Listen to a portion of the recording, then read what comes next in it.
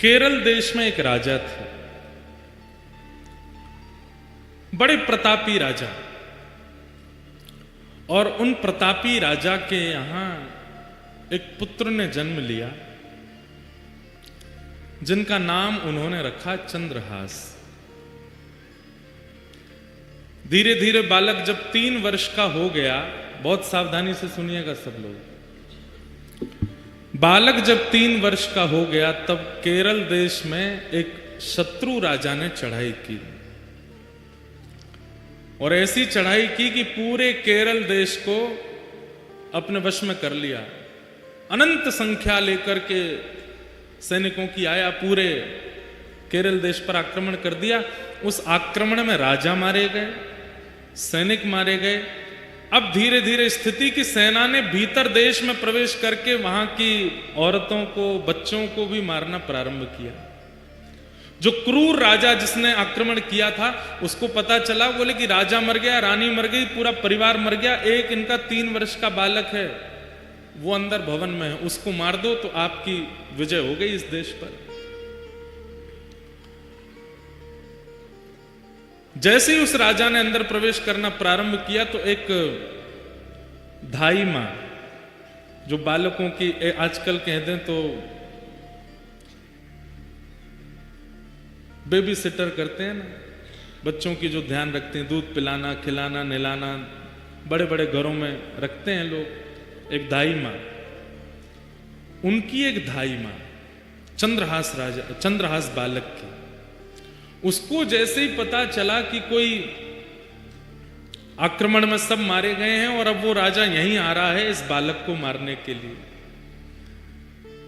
तुरंत बालक को उठा करके उसके जितने राजकीय वस्त्र थे सब उतार दिए, सोने चांदी आदि जो भी उसने पहन रखा था सब उतार करके फेंक दिए। मैले कुचैले वस्त्र जो सामान्य लोगों के होते हैं वो बालक को पहना दिए, कालीत उसके मुख पर पोत दी, अजीब सा उसका रूप कर दिया, केश बिखेर दिए, कड़ूले आदि सब उतार करके फेंक दिए और अपने सौल में लपेट करके बालक को लेकर के जा रही हैं। बालक से कह रही हैं, 3 वर्ष के हैं अभी चंद्रहास, कह रही हैं कोई अगर पूछे कि ये कौन है तो तुम धाई मां मत बोलना है, बोलना ही मेरी मां है, बेटा आज से मैं ही तेरी मां हूं।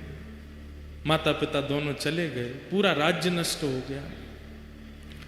धाई मां ने बालक को अपनी सौल में लपेटा, गोद में लेकर के पीछे के रास्ते से सामान्य लोग जहां से भाग रहे थे वहीं से निकल के जाने लगी। जगह जगह नाकाबंदी पर सबको देखा जा रहा था। अंदर से राजा ने घोषणा कर दी कि राजकुमार को लेकर कोई भाग गया है, ढूंढो उसको, कहां है। बहुत सुंदर चरित्र है बंधुओं, सावधानी से सुनना। बालक को लेकर के धाई मां जैसे ही बाहर आने लगी तो एक सैनिक ने रोका, कौन हो? महाराज मैं तो सामान्य स्त्री हूं, मेरा घर जल गया, पति मर गए, जा रही हूं कहीं, भाग जाऊंगी, मुझे भी मार देंगे नहीं तो। कौन है ये बालक, इसका मुख दिखाओ। बालक का जब रूप दिखाया तो फटे कुचैले वस्त्र पहने, मुख पर गंदगी लपेटी हुई, लगी रहा था कि दाई मां का ही बालक है। ए बालक ये कौन है? चंद्रहास बोले ये मेरी मां है। ठीक है जल्दी जाओ, निकलो यहां से। जैसे तैसे वहां से प्राण बचा करके उस बालक के वो धाई मां निकल गई। बहुत व्याकुल है चित्त से, इतनी दूर जाना है कि कहीं से भी उस राजा को ये राजकुमार मिल ना जाए। तो दक्षिण केरल देश से चलकर के वो मां उत्तर भारत तक चल करके आई बालक को लेके। महीनों लगे, साल लगे, कितना समय लगा पता नहीं। और ग्वालियर के पास में जो कुंतलपुर गांव जिसके बारे में हम लोग सुनेंगे, जहां के ये राजा बने कालांतर में, वहां पहुंच गए। वहां के तत्कालीन राजा कोई थे, उनके मंत्री थे, उसका नाम था दृष्टबुद्धि। क्या नाम था? दृष्टबुद्धि। दृष्टबुद्धि के पास जाकर के दाई मां ने कहा, मैं दासी हूं, बहुत निपुण हूं, आप मुझे जो काम कहेंगे मैं करने को तैयार हूं, मुझे कोई नौकरी दे दीजिए। मां को लगा अब उत्तर भारत में कम से कम इतने 1000 किलोमीटर की दूरी है, कम से कम यहां सुरक्षित रहेंगे राजकुमार। दृष्ट बुद्धि, दृष्ट बुद्धि कुंतलपुर के राजा के मंत्री हैं।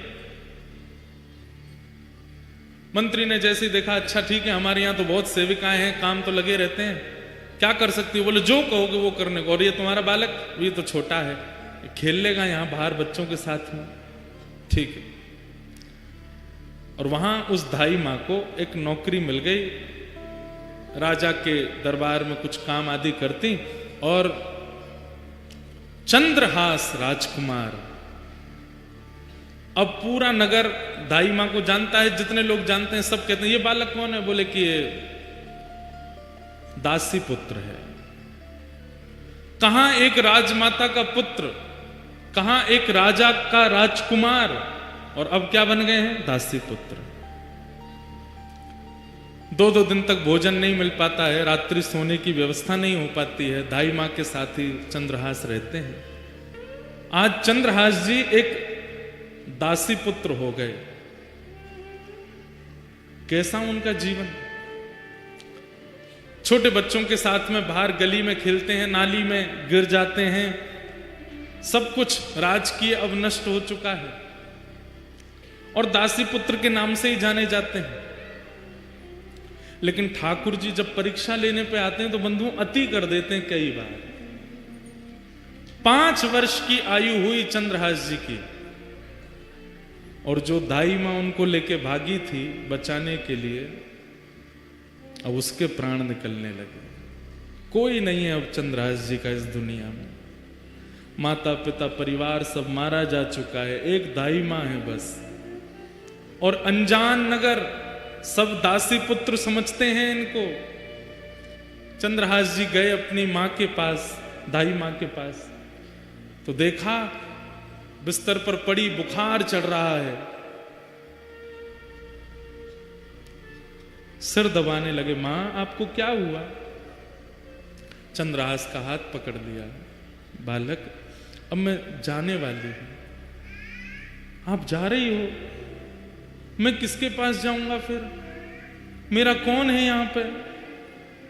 माता पिता जा चुके हैं, आप मुझे यहां ले आई, मैं आपको ही मां मानता हूं, यहां सब लोग मुझे जानते नहीं है, मुझे कोई पूछता भी नहीं, आप भोजन कराती हैं तो मैं खाता हूं, आप मुझे नहलाती हैं तो मैं नहा लेता हूं, मैं किसके पास रहूंगा अब?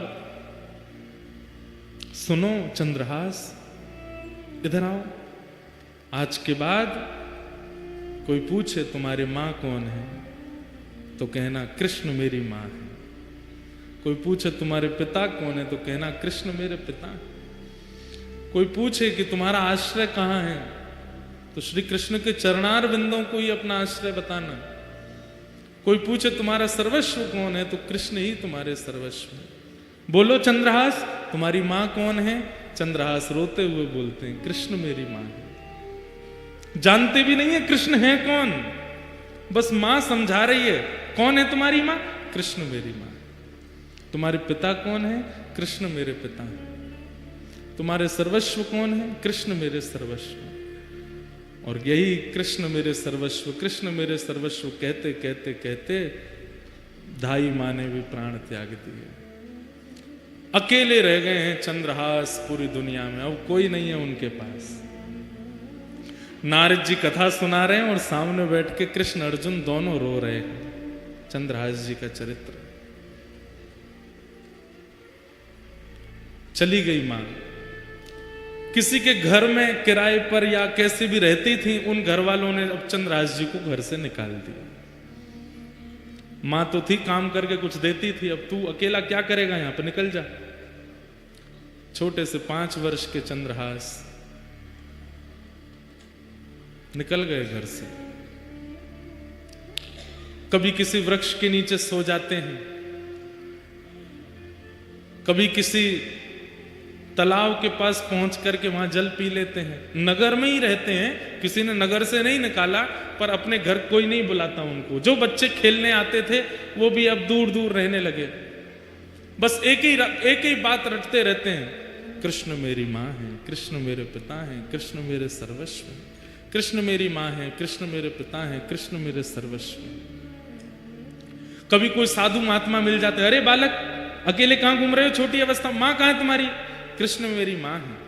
अरे पिता कहां है तुम्हारा? कृष्ण मेरे पिता हैं। घर कहां है तुम्हारा? ठाकुर जी के, कृष्ण के चरण ही मेरे घर है। संत जन देख करके सुन के बड़े खुश होते, हृदय से लगाते, फल आदि दे देते। तो चंद्रहास जी खूब प्रेम से पाते। 5 दिन हो गए, प्रसाद नहीं मिला, खा लेते। ऐसी स्थिति चंद्रहास जी की रहती है। कुछ गांव के बच्चे उनको मित्र तो मानते थे, पर दूर से ही उनके साथ में देख करके बस दूर ही रहते थे, माता पिता जाने नहीं देते थे। एक दिन चंद्रहास बैठे, कुछ बालक छुप करके आ गए उनके पास। बोले चंद्रहास हमारे साथ कुछ खेलो ना। बोले कौन सा खेल खेलोगे? बोले तुम बताओ, वही खेलेंगे। बोले बाकी खेल तो मुझे नहीं आते, कीर्तन रूपी खेल आता है। बोले कीर्तन रूपी खेल ही खेलो। बोले इसमें क्या करना पड़ता? बोले एक गाएगा, बाकी सब उसके पीछे गाएंगे। जीतेगा हारेगा कौन? बोले सब जीतेंगे, हारेगा कोई भी नहीं। कीर्तन रूपी खेल में कोई नहीं हारता, सब जीतते हैं। चंद्रहास जी अपने भुजा उठा करके चारों तरफ बालकों को बैठा करके कीर्तन करते हैं। सारे बालक चंद्रहास जी के पीछे पीछे गाते हैं। ऐसा मधुर संकीर्तन हुआ। गांव के लोग देखने लगे, अपने अपने बच्चों को भगा करके ले गए वहां से। मना किया था ना इसके पास मत आना, अभागा है, पता नहीं कहां से आया। इसकी मां का भी कोई परिचय नहीं, 2-3 वर्ष यहां रही, दासी बन करके मर गई वो भी। अब इसके पास कोई नहीं आएगा। दूर रहते थे सब। चंद्रहास जी एक पेड़ के नीचे बैठ करके केवल चिंतन कर रहे हैं, कृष्ण मेरी माँ है, कृष्ण मेरे पिता हैं, कृष्ण मेरे सर्वस्व हैं। चंद्रहास जी के जीवन में अब कोई नहीं है, सब छोड़ करके चले गए। माँ चली गई, पिताजी चले गए, राज्य छूट गया। और अब धाई माँ जिसने पाल पोस के बड़ा किया, 5 वर्ष के चंद्रहास जी को, वो भी छोड़ के चली गई। सब दूर रहने लगे। चंद्रहास जी अब अपना मन कैसे लगावे? 5 वर्ष का बालक वृक्ष के नीचे बैठते हैं और वहीं बैठ कर के केवल ठाकुर जी का कीर्तन करते हैं, ठाकुर जी को याद करते हैं। कृष्ण माँ हैं, कृष्ण पिता हैं, कृष्ण ही मेरे सर्वस्व हैं। बैठे थे चंद्रहास जी, ध्यान लगा करके नेत्रों से अश्रुपात हो रहा था। तभी आकाश मार्ग से नारद जी जा रहे थे। नारद जी महाराज आकाश से देखते हुए जा रहे थे। हरिदास वर्य हैं नारद जी, हरिदासों में श्रेष्ठ। नारद जी ने जैसे देखा चंद्रहास बालक को, देव तुल्य हैं, तुरंत नेत्र बंद कर दे। पूरा चंद्रहास जी का चरित्र आ गया उनके चित्त में। अरे इसके तो माता जी मर गई, पिताजी चले गए, राज्य छूट गया, सब कुछ छूट गया, अब धाई माँ भी चली गई, और अब ये बैठ के ठाकुर जी का चिंतन। ठाकुर जी को जानता नहीं है, केवल धाई माँ कह गई कृष्ण ही तुम्हारे पिता माँ है, उनके पास जाओ, उनका चिंतन करना। नारद जी प्रकट हो गए सामने। चंद्रहास जी को बढ़िया सुगंधी सी आई तो नेत्र खोल करके देखा, आहा सुंदर वीणा हाथ में लिए, देव दत्ताम मिमाम वीणाम स्वरत ब्रह्म विभूषिताम मूर्छयित्वा हरि कथाम गायमानश्चराम्य हम। नारद जी सामने खड़े हैं। चंद्रहास जी बोले, हे ऋषिवर, मैंने अनेक संत ऋषियों के दर्शन किए, पर आप जैसा तेज और आप जैसी उपस्थिति से जो मेरे चित्त में प्रसन्नता, ऐसा मुझे पहले कभी नहीं हुआ। आप कौन हो? नारद जी बोले, मैं नारद हूं। ये नारद कौन है? चंद्रहास जी को क्या पता, कथा आदि तो कभी सुनी नहीं। नारद जी बड़े प्रसन्न हो, बोले नारद चंद्रहास, मैं परम भक्त हूं ठाकुर जी का, ठाकुर जी मुझसे बहुत प्रेम करते हैं। कौन ठाकुर जी? बोले श्री कृष्ण। श्री कृष्ण नाम सुनते ही चंद्रहास जी तो व्याकुल हो गए। मेरी मां कृष्ण, मेरे पिता कृष्ण, मेरे सर्वस्व, और जो धाई मां बोल के गई वही कृष्ण। बोले हाँ, मैं उनको बहुत प्रिय हूं, उन्होंने मुझे भेजा तुमसे मिलने के लिए। चंद्रहास जी रोने लगे, मेरे सब छोड़ के मुझे चले गए, धाई मां बोल के गई कृष्ण ही मेरे सर्वस्व में, वो मुझे कैसे मिलेंगे? कृपा करके मुझे बताओ ना। नारद जी महाराज बोले मिलेंगे, जल्दी मिलेंगे, उससे पहले तुम्हें अभी बहुत कुछ करना है और तुम्हारे द्वारा बहुत कुछ होना है ताकि और वैष्णवों को भी प्रेरणा मिले। इसलिए चंद्रहास, सबसे पहले तुम दीक्षा ग्रहण करो, आओ मेरे पास। और श्री चंद्रहास जी को सामने बैठा करके श्री नारद जी महाराज ने दीक्षा प्रदान की। गले में कंठी माला पहनाई, सिर पर तिलक लगा दिया और कान में मंत्र कह करके कहा कि अब नित्य इस मंत्र का जाप करना है। चंद्रहास, ठाकुर जी तुमको मिलेंगे। और अब एक चीज और करनी है, क्या? ठाकुर सेवा। सेवा से मन की मनीलता जाती है। मैं कैसे सेवा करूंगा?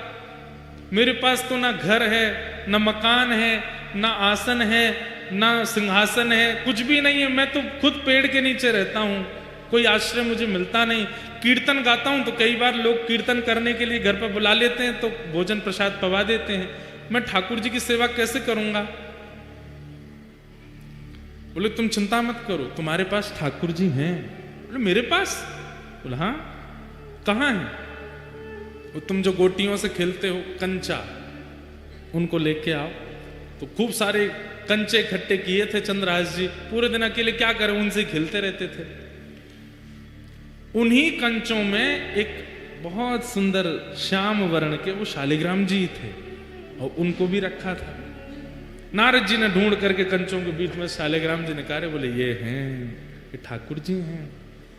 चंद्रहास, अब इन्हीं की सेवा तुमको करनी है।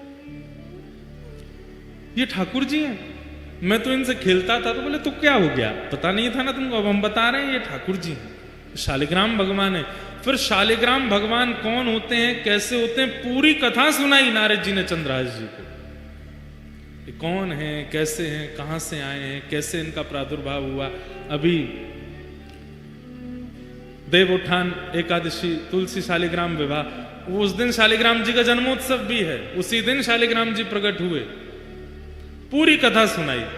बोले गंडकी नाम की परम भक्ता ने भगवान की स्तुति गाई कि मैं यशोदा जी की तरह गोद में खिलाना चाहती हूं। तो ठाकुर जी ने सतयुग त्रेता द्वापर में तो उनकी गोद में वास्तविक में खेले, पर कलयुग आते ही भगवान ने आज्ञा की कि अब देवी ये कार्य नहीं हो पाएगा। गंडकी रोने लगी तो आपकी वाणी सफल कैसे होगी नाथ? तब ठाकुर जी बोले तो एक काम करो, क्या? तुम नदी बन जाओ और हम शालिग्राम बन करके तुम्हारे भीतर विराजेंगे, तुम्हारी गोद में खेलते रहेंगे।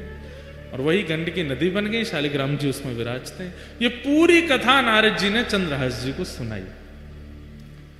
चंद्रहास जी ने शालिग्राम जी की महिमा जान करके बड़े प्रसन्न हो गए और कहा, पर गुरुदेव मैं सेवा करूं कैसे? ना मुझ पर चंदन है, ना रोली है, कुछ भी तो नहीं है, ना इत्र है, ना कोई माला है, क्या कैसे करूंगा? तब नारद जी ने कहा, बोले सबसे सरल सेवा है इनकी। बोले क्या? दिखा के खाओ, धो के पी लो। जो भी खाना है इनको दिखा के खाना है, और जो भी पीना है इनको उसमें धो करके ही पीना। अब उस समय चाय आदि तो कुछ होती नहीं थी, दूध था और पानी था। बोले जब दूध पियो तो इनको धो दो, जो बचे उसको पी लो, जब जल पियो तब भी इनको धो दो, पी लो, और जो भी पाओ इनको दिखा के खाओ। अब सुनिएगा कितने सरल हैं चंद्रहास जी। चंद्रहास जी बोले मुझ पे तो जेब भी नहीं है, मैं इनको कहां लिए घूमूं? नारद जी बोले अब तुम देख लो, अब हमने तुमको सेवा बता दी है, तुमको जैसे रुचि लगे। तुम्हारे पास जब गोटी बन के खिल सकते हैं तो जैसे तुम रखोगे वैसे रह भी लेंगे। सोई चंद्रहास जी ने शालिग्राम जी मुंह में धर लिए। बोले गुरु जी ये बढ़िया है। बोले क्या? जो भी खाऊंगा इनको दिख करके ही पेट में जाएगा, जो भी पीऊंगा धुल करके ही पेट में जाएगा। आप लोग ऐसा मत करना, कहीं आप ऐसे करो। जैसे ही मुंह में शालिग्राम जी रखे, नारद जी के नेत्र सजल हो गए। वाह भैया शालिग्राम, इस ब्रह्मांड में दो ही हुए जिन्होंने मुंह में शालिग्राम रखे, या तो गोपाल जी या चंद्रहास। या तो गोपाल जी ने मुंह में ठाकुर जी रखे। आज भी कहते हैं कि वो गोपाल शालिग्राम जी विराजमान है व्रज में। कई लोग बोलते हैं व्रज में विराजमान, कई बार उन पे दो दतुइयां भी गड़ी हुई हैं, ठाकुर जी काट गए उनको, दो दांत भी बने हुए। नारद जी ने हृदय से लगा लिया, वारे चंद्रहास तेरी भक्ति बहुत सुंदर है। छोटे से शालिग्राम जी को अपने मुंह में रखते हैं चंद्रहास जी जो भी खाते हैं उस खाई हुई वस्तु को शालिग्राम जी देख लेते हैं, पा लेते हैं, मुंह में लेके वस्तु कहते हैं, हे शालिग्राम देख लो का खा रहा हूं, पा लेते हैं। जब जल पीते हैं तो शालिग्राम जी का स्पर्श होके चला जाता है। ऐसे चंद्रहास भक्त, नारद जी ने उनको पूरी विधि बता दी, भजन कैसे करना है, नियम कैसे करना है। नारद जी महाराज ने समझा दिया सब, खूब प्रेम से अपने गाल में रखते, सेवा करते। फिर नारद जी ने कुछ व्यवस्था बता दी तो फिर मुंह में एक आध दिन ही रखे, फिर नारद जी ने आगे कुछ व्यवस्था करी तो वैसे रखते थे। पर कथा प्रसंग ऐसे ही कि उन्होंने मुंह में ही दल लिए थे पहले। अब चंद्रहास जी बड़े प्रेम से सेवा में लग गए ठाकुर जी की। चंद्रहास जी सेवा करते हैं ठाकुर जी की, और बस प्रार्थना जैसे गोपाल भट्ट जी करते हैं कि हे नाथ, प्रहलाद के लिए खंभ से प्रकट हो गए थे आप, मेरे लिए शालिग्राम जी से प्रकट नहीं हो सकते। और नित्य प्रार्थना करते हैं कि जैसे आप सबके लिए प्रकट भय नाथ, मेरे लिए कब प्रकट हो गए। ठाकुर जी से निवेदन करते हैं, वंदन करते हैं, प्रार्थना करते हैं। अब तो बच्चे आते हैं उनके पास खेलने के लिए, सब गोटियां रखते हैं, गोटियों का ही सिंहासन है, उसमें शालिग्राम जी विराजमान रहते हैं बीच में। बच्चे कहते हैं हमको और नहीं, यही वाली गोटी चाहिए। कहते हैं गोटी नहीं है, ये तो मेरे प्राण हैं, ये तो मेरे जीवन है, ये तो मेरे सर्वस्व हैं। बच्चे उपहास करते हैं, गांव के लोग उपहास करते हैं, बोले गोटी को भगवान मान करके पूछता है, गोटी को भगवान मान करके घर घर जाते हैं, प्रार्थना करते हैं, मुँह रोटी नहीं चाहिए, मैं आपको वापस कर जाऊंगा, मेरे ठाकुर जी विराजमान, उनको भोग लगा दूं। जाते हैं, भोग लेते हैं, अपने ठाकुर जी को अर्पित करते हैं, अर्पित करने के बाद फिर वापस उसी घर में जाते हैं, भोग लग गया ठाकुर जी का, अब आप पालो। तो दया करके घर के लोग कहते हैं नहीं कोई बात नहीं चंद्रहास, तुम ही पालो। चंद्रहास जी बड़े सुंदर थे, कई बार गांव के लोग उनके रूप माधुरी को देख करके बोलते थे कितना अभागा है, इसका भाग्य कैसा है कि इसकी माँ इसको लेके आई, चल बसी, आज इसका कोई भी नहीं है, पर इसका रूप देखो कितना सुंदर है, इसके रूप माधुरी आदि सब कितनी मनमोहक है। धीरे धीरे चंद्रहास थोड़े बड़े होने लगे, ऐसी स्थिति में ही रहते थे। तो धृष्ट बुद्धि जो मंत्री था उस नगर का, उसकी एक बेटी थी और एक बेटा था। बेटी का नाम था विषया, क्या नाम था? विषया। और बेटे का नाम था माधव।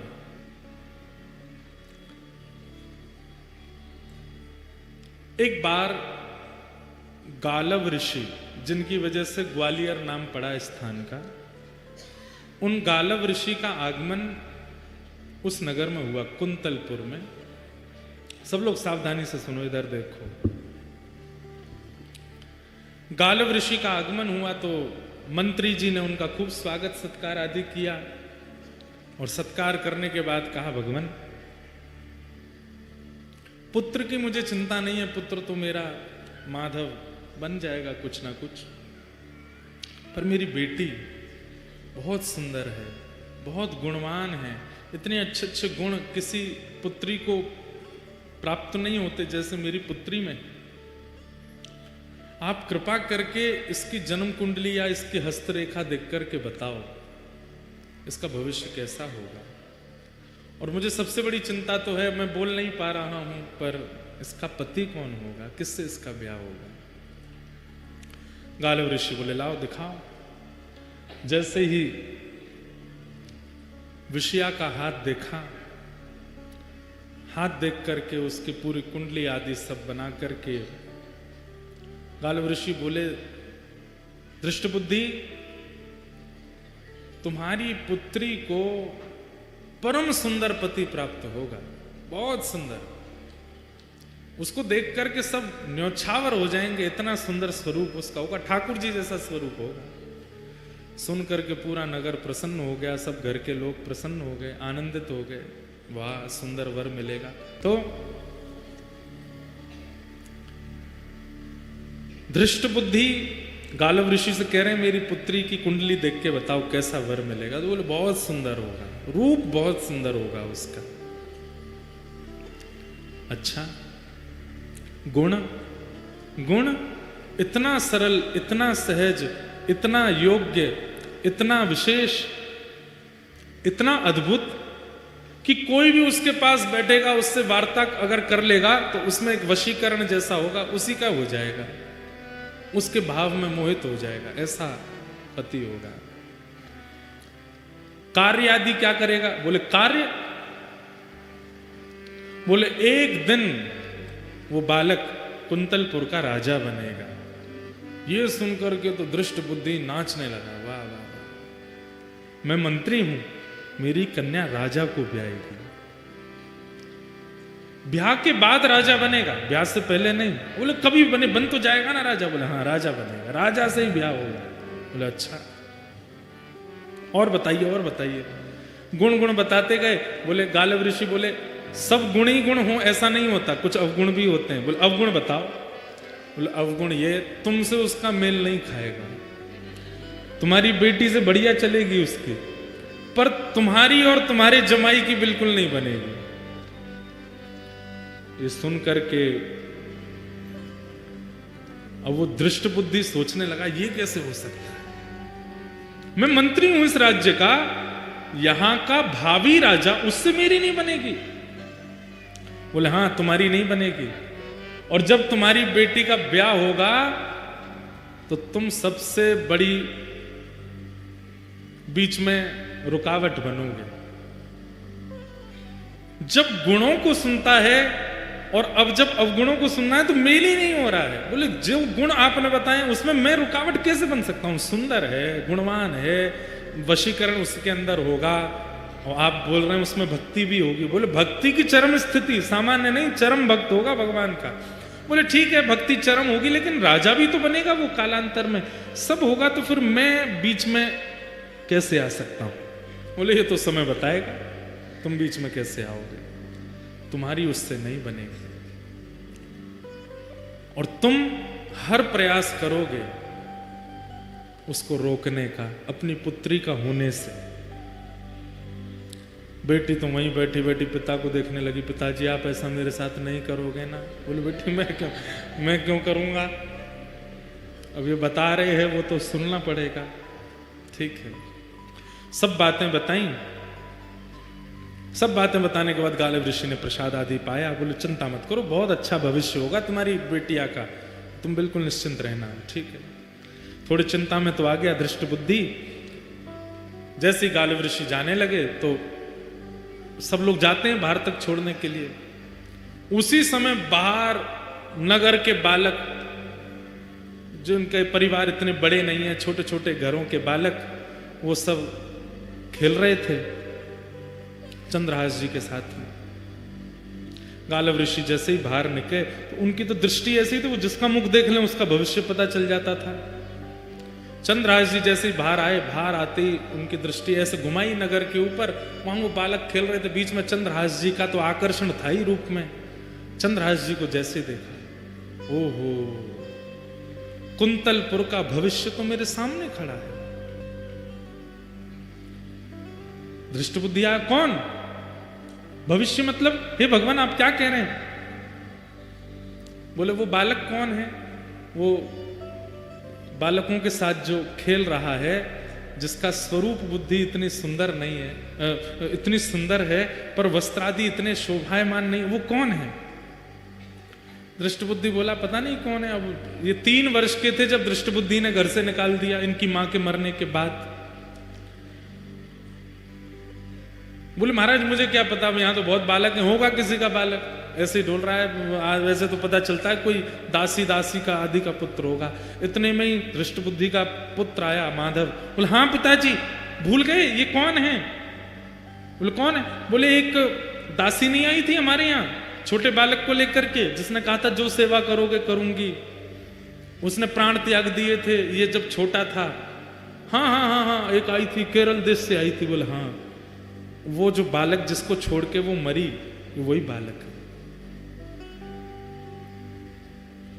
गालव ऋषि बोले ये वो बालक है? बोला हाँ महाराज, वो इसकी माँ हमारे यहाँ दासी थी, उसी का पुत्र, माँ मर गई, अब रहता है इधर उधर ही घूमता रहता है।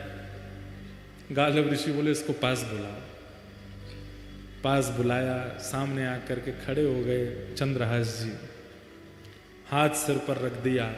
स्पर्श नहीं करते थे गालव ऋषि किसी का, चंद्रहास जी के सिर पर हाथ रखा। बोले कुंतलपुर का भावी राजा है, इस नगर का राजा होगा। सुन करके धृष्ट बुद्धि बोला आप क्या बोल रहे हैं? इसकी मां का पता नहीं, पिता इसके हैं नहीं, परिवार कोई है नहीं, ये राजा कैसे बन सकता है? राजवंश का राजकुमार राजा बनेगा? बोले मैंने जो बोल दिया वो होगा, और सुनो, देख लेना प्राण नहीं निकल जाए ये बात सुन के तुम्हारे। बोले क्या? तुम्हारी बेटी का भी इसी से ब्याह होगा, तुम्हारी बेटी विषया का इसी से ब्याह होगा, यही तुम्हारा जमाई बनेगा। सुन करके दृष्ट बुद्धि मूर्छित हो गया।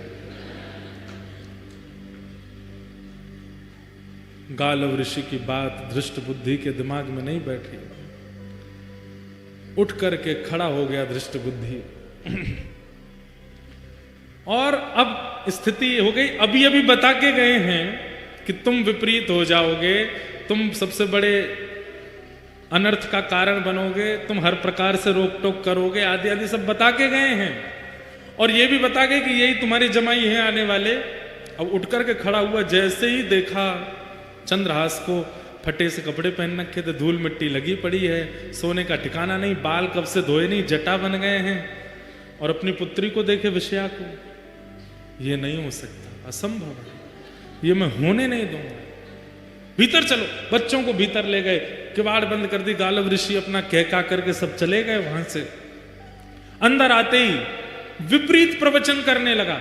बोले ऋषि जनों की कोई बुद्धि तो होती नहीं है, सठिया गए हैं, ऐसे कुछ भी बोलते हैं, और ऐसा कोई भाव नहीं है। और बेटिया तू चिंता मत करना, एक श्रेष्ठ राजकुल का बालक आएगा, उससे तेरा ब्याह करूंगा मैं। विषया बोली पिताजी, महाराज जी बोल के गए थे कि आप होने नहीं दोगे ब्याह, आप वही कर रहे हो। अरे उससे ब्याह कराऊंगा मैं तेरा, देखे उसके वस्त्र देखे, उसके कुल का कोई पता नहीं, आदि आदि सब बोलने लगे। बोले संतों की बात ज्यादा नहीं सुनते, और ये सब आपने ही सिखाया था पिताजी, घर में ऋषियां में तो उनके चरण धोना, उनको प्रणाम करना, माला पहनाना, सब करना। आज से सब बंद, कोई संत नहीं आएंगे, कोई ऋषि नहीं आएंगे, किसी की बात माननी नहीं, किसी को हाथ नहीं दिखाना, किसी को कुंडली नहीं दिखानी, और इसका तो मैं देखता हूं क्या करना है। और उसी समय से दृष्ट बुद्धि लग गए किसके पीछे? चंद्रहास जी के पीछे। एक प्रकार से चंद्रहास जी की जो कथा है वह भक्त चरित्र भी है